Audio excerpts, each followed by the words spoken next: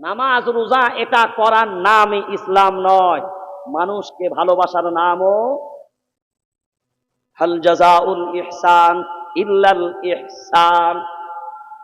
তুমি পৃথিবীবাসীর প্রতি দয়া করো, আমি আল্লাহ তোমার প্রতি দয়া করব। এবার আগিয়ে চলেন, ভাবনা চিন্তা করে এবার দেখেন ওই জায়গা আপনারা মনে আছে না ভুলে গেছেন? কোন জায়গা? স্টেজের সামনে গান্ধীজির মতন মানুষ, বল্লভভাই প্যাটেলের মতন মানুষ, জওহরলাল নেহরুর মতন মানুষ সবাই যখন দাঁড়ানো, নামাজ শেষ হয়ে গেল, হাত তুলে দোয়া চাইলেন, আল্লাহ আজ ভারতবাসীর জন্য একটা বড় সম্মানের জায়গা, তুমি ইজ্জত বাঁচাও, আজ ভারতীয়দের ইজ্জত আল্লাহ তোমার হাতে। দোয়া যখন চেয়ে নিলেন, সব বেঈমান অস্ত্রধারী সেনাবাহিনী সব চারিদিকে দাঁড়িয়ে আছে বন্দুক উঁচু করে। আল্লাহু আকবার। নামাজ শেষ হয়ে গেল, মুনাজাত শেষ হয়ে গেল, স্টেজের উপরে উঠলেন, ওঠার পরে মাইক্রোফোন ধরলেন, ধরার পরে আওয়াজ দিলেন, হে ব্রিটিশ, এই ভারতবর্ষর জমিন তোমরা ছেড়ে দাও। আওয়াজটা যিনি তুললেন, এই আওয়াজটা যেমনি তুললো, আওয়াজটা যখন প্রথমবার হলো, যত ব্রিটিশ সেনাবাহিনীরা বন্দুক তাদের হাতে ধরা, সব বন্দুক নিয়ে রেডি আছে, আওয়াজ প্রথম যে দিবে আমরা আমাদের বন্দুক চালাবো। আল্লাহ বলেন, শোন, একটা জিনিস মাথায় রাখবি, আমি আল্লাহ যখন যার দিকে হব, আর আমি আল্লাহ যার পক্ষে থাকবো, আমি আল্লাহ যখন সাহায্য সহযোগিতা করব, দুনিয়ার সব শক্তি যদি ঐক্যবদ্ধ হয়ে যায়, একটা পশম তার বাঁকা করতে পারবে পারবে না। এই জায়গাটা যখন তৈরি হলো, যিনি প্রথম আওয়াজ দিলেন ওই ব্যক্তিটা অন্য কেউ নয়, ওই ব্যক্তির নাম এখনো পর্যন্ত ভারতবর্ষের পার্লামেন্টের ইতিহাসে গেলে পেয়ে যাবেন, সংবিধান লিখনির যাদের নাম 200 জনের মতন নাম পাবেন, ওই নামের ভিতরে মেন মেম্বার ছিল 11 জন। সংবিধান যারা রচনা করেছে ওই 11 জন মেম্বারের ভিতরে তিনি ছিলেন একজন। আপনারা সবাই জানেন কে আর নারায়ণ এই ভারতবর্ষের রাষ্ট্রপতি ছিলেন। নামটা কি মনে আছে? কে আর নারায়ণ ভারতবর্ষের রাষ্ট্রপতি ছিলেন। তিনি নিজে বলেছিলেন, আমার ভারতবর্ষের পার্লামেন্টে কোনো কিছুই দেওয়া লাগবে না, ওই রকম একজন ব্যক্তি মেম্বার আমার পার্লামেন্টে দাও। ব্যক্তিটার নাম কি? তিনি অন্য কেউ নয়, তিনি হলেন হযরত মাওলানা হিফজুর রহমান সাহেব। নামটা কি বললাম? মাওলানা হিফজুর রহমান সাহেব। আওয়াজ যখন দিলেন, আল্লাহর কি শান, আল্লাহর কি নিদর্শন, আল্লাহর গোলাম, বেঈমানদের হাতে অস্ত্র, সব বন্দুক রাখিয়ে উঁচু করে দাঁড়িয়ে আছে, যে কোনো মুহূর্তে ফায়ার করবে। কিন্তু আওয়াজ দেওয়ার পরে সব বন্দুকধারী বেঈমানদের হাতগুলো যে কি হলো, কে যেন ওদের হাতগুলো অবশ করে দিল, একটা বন্দুক থেকে কোনো গুলি ফায়ার হলো না। এই ভারতবর্ষ এমন হয়েছে, গান্ধীজির মতন মানুষ বক্তব্য রাখতে গিয়ে দেখেছে এখানে আমার বক্তব্য রাখলে হবে না, তিনি শাইখুল ইসলাম হুসেন আহমদ মাদানিকে তিনি তুলে নিয়ে এসছেন সে তাদের মাঝখানে কথা রাখার জন্য। এই সম্প্রীতির ভারতবর্ষ, এই ভারতবর্ষই আমাদেরকে ফিরিয়ে দিতে হবে, এই ভারতবর্ষই আমাদেরকে নিয়ে চলতে হবে। আর এই ভারতবর্ষ যদি আমরা গঠন করতে পারি, হিন্দু মুসলিম কাঁধে কাঁধ মিলিয়ে যদি ঐক্যবদ্ধভাবে এই দেশকে যেভাবে স্বাধীনতা দিয়েছিলাম সেইভাবে যদি গঠন করে আগিয়ে নিয়ে যেতে পারি, নিঃসন্দেহে হাজার শত্রু আমাদের মাঝখানে থাকবে। তবে জেনে রেখে দেন, পাকিস্তান আজকে আমাদের থেকে আলাদা, বাংলাদেশ, আফগানিস্তান, শ্রীলঙ্কা আলাদা। আমি আপনাকে ব্যর্থহীন কণ্ঠে একটা কথা বলে যাচ্ছি, সারা দুনিয়ার পৃথিবীর যে কোনো দেশে যান না কেন, যে দেশের মাটিতেই যান, আপনি যাওয়ার পরে নমুনা নেবেন, পরীক্ষা করে নেবেন, আমার কথার সাথে একবার ভিড়িয়ে নেবেন।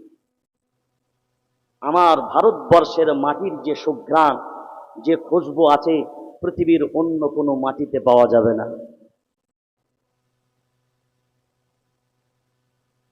আমি যখন ভারতবর্ষের জমিনে থাকি তখন বুক ফুলিয়ে বলতে পারি, এ দেশ হামারা হ্যায়, এ দেশ আমার, আমি এখানকার নাগরিক, এ দেশ আমার। এই বুক ফুলিয়ে যখন বলি, তার নিজের যে সুকুন, নিজের যে তৃপ্তি, সেটা অন্য ক্ষেত্রে হতে পারে। তাহলে আমরা হিন্দু মুসলিম খ্রিস্টান শিখ ইসাই যে যে প্রান্তে থাকি না কেন, আমাদের এক হয়ে থাকা প্রয়োজন আছে না নাই?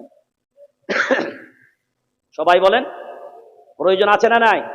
তাহলে আমরা সবাই ধর্মের দিক দিয়ে ভিন্নতা লাভ করলেও আমরা এক হয়ে চলবো ইনশাআল্লাহ। আমি কথার মাঝখানে একটা কথা বলতে গিয়ে আমার স্মরণে ছিল না। আমি বলতে গিয়েছিলাম যে ছোট্টবেলা থেকে আমরা দেখেছি বহু হিন্দু মায়েদেরকে আমরা, বা এখনো দেখি, আপনাদের এদিকের মসজিদগুলোতে হয় কিনা আমি জানি না, মাগরিবের বা আসরের নামাজ শহর এলাকায় বেশি দেখা যায়, যে দেখবেন মাগরিবের নামাজের পরে আর আসরের নামাজের পরে মসজিদের গেটের বাইরে বহু মায়েরা তাদের বাচ্চাদেরকে কোলে নিয়ে দাঁড়িয়ে থাকে। দেখেছেন এটা? দেখেন বহু হিন্দু মায়েরা তার বাচ্চাকে নিয়ে দাঁড়িয়ে থাকে। ঠিক বলছি না ভুল? ঠিক না ভুল? কিসের কারণে বলেন তো?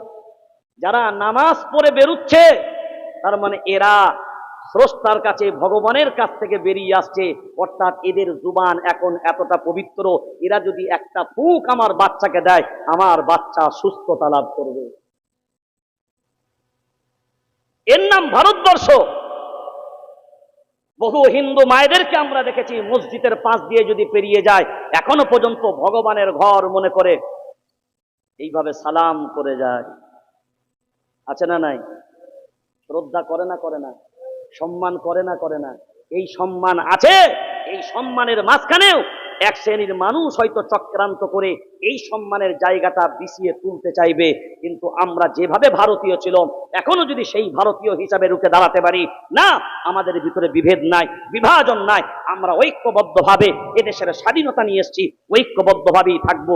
আমার পাশের বাড়ি যার হবে তার সাথে আমার প্রতিবেশীর মতন সম্পর্ক হবে, আমার পাশে যার দোকান থাকবে আমার প্রতিবেশীর মতন তার সাথে সম্পর্ক হবে। এটা ইসলামের বিধান, এটা দেশীয় বিধান।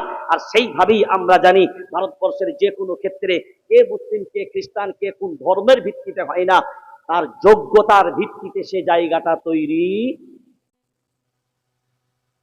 হয় না, হয় না? এবার আপনারা ভাবনা চিন্তা করে এবার আমরা একটু নিজেদের দিকে আলোচনা করি। আপনাদের এই দিকে আছে কিনা জানি না, আজ বড় আফসোস নিয়ে বলছি, ভারতবর্ষের জমিনে শুধুমাত্র মুসলমানদের দল আছে 407টার মতন। কয়টা?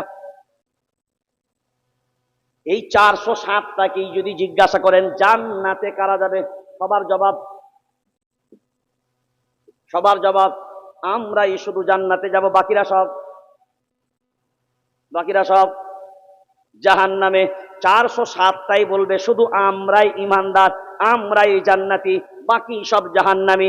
এবার এখানে ভাবনা চিন্তা করে বলেন, যত দুনিয়ার প্রায় 200 কোটির মতন মুসলমান, সবাই এক বাক্যে বলেন, সবার কে তবলিগ, কে ফুরফুরা, কে দেওবন্দি, কে বেরেলি, কে হানফি, কে শাফি, কে মালিকি, কে হাম্বালি, একবারের জন্য জিজ্ঞাসা করব না, সব দুনিয়ার মুসলমান এক বাক্যে বলেন আল্লাহ কয়জন?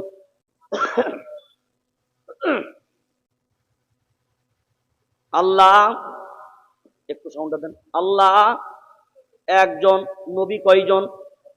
এখন বলেন তবলিগ ওয়ালার নবী যিনি, ফুরফুরা ওয়ালারও নবী তিনি। এখন বলেন শুধু নবী কি মুসলমানদের নবী? সবাই বলেন না, নবী হলেন সবার নবী।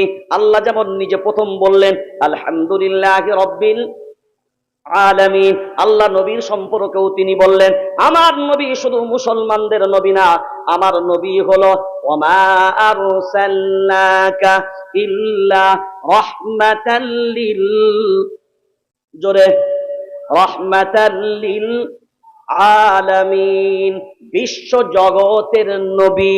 ওই জন্য আপনারা সবাই জানেন সব ধর্মের মানুষ মায়ার নবী মদিনা ওয়ালাকে শ্রদ্ধা করে। এই জায়গাটা যদি আমরা জানি, তাহলে নবী কারোর জন্য আলাদা নয়, নবী হলেন যদি সবার, আল্লাহ সবার। যে কিতাব কোরআনুল কারীম, এটা শুধু আমার না আপনার? জোরে বলেন। হ্যাঁ, হিন্দু ভাইরা যদি অনেক পণ্ডিত মানুষ যদি থাকেন, এই আওয়াজ যদি তার ওখানে যায়, আপনারা জানেন 4টা বেদ। কয়টা বেদ? 4টা বেদের ভিতরে একটা বেদের নাম হলো ঋগ্বেদ। কি বেদ? ঋগ্বেদ।